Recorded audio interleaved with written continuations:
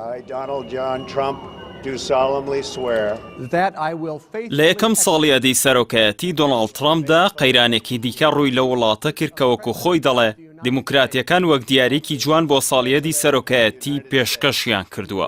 ئەمریکا یەکێکە لەو ژمارە کەمانی وڵاتەن کە حکوومەت بەبێ پەسەندکردنی بوجە ناتوانێت لە کارکردن بەردەوام بێت. بۆیە هەر کاتێک کۆنگرێس پرۆژە یاسای بودجەی تێنەپەڕان دەستگا فیدراڵیەکان لە کار دەکەون. لەم ڕاپۆرتەدا لەبارەی ئەو قەیرانە ئابووری و سیاسی ئەمریکاوە زیاتر دەزانن.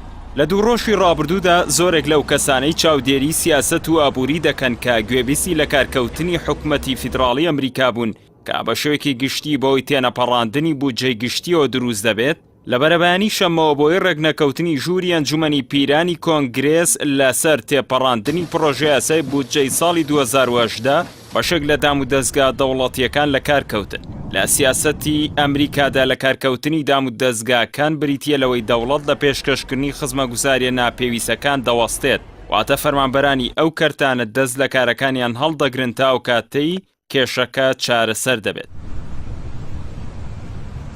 بەپێی راپۆرتێکی شیکاری ماڵپەڕی CNN عەرەبی، سوپا بە نمونە بە دەستگایەکی پێویست ئەژمار دەکرێت کەواتە کاری ئەو دەستگایە ناوەستێت، بەڵام فەرمانبەرانی مەدەنی و ڕاهێنەرانی سەربازی نێو وەزارەتی بەرگری ئەمریکا لەو دۆخەدا کە دەوڵەت لە کار دەکەوێت کاریان دەوەستێت و بە شێوەیەکی کاتی موچەوەرناگرن.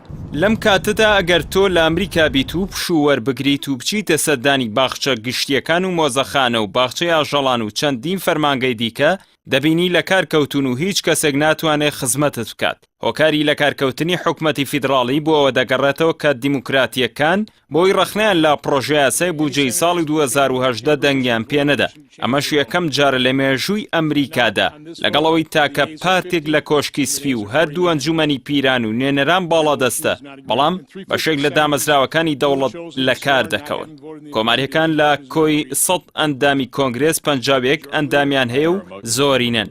نەیانتوانی دەنگی پێویست واتە 6 دەنگ بۆ درێژکردنەوەی کارکردن بە بودجە بۆ ماوەی 4 هەفتەی دیکە، واتە تا 16 مانگی داهاتوو بەدەست بێنن. دیموکراتەکانی ئەنجومەنی پیران داوا دەکەن پرۆژە یاسای بودجە چارەسەر بۆ ئەو 700,000 گەنجە پەنابەرە بدۆزێتەوە کە لە منداڵیەوە بە شێوەیەکی نایاسایی هاتوونەتە ئەمریکا و ئێستا بۆ هەڵوەشانەوەی بەرنامەی داکاوە هەڕەشەی دەرکردنیان لەسەر دروست بووە. کۆماریەکانیش ئەو داواکاری دیموکراتەکان ڕەت دەکەنەوە و گفتوگۆی چڕیش بۆ چارەسەر بەردەوامە. بەڵام تا ئێستاش دیار نییە ئەو دۆخە چەند دەخایەنێت. لە کاتێکدا ساڵی 2013 لە سەردەمی باراک ئۆبامادا 16 ڕۆژی خایەن.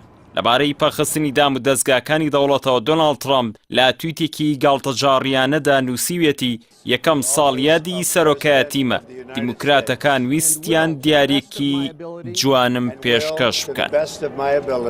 preserve, protect and defend preserve, protect and defend the Constitution of the United States. the Constitution of the United States. So help me God. So help me God. Congratulations.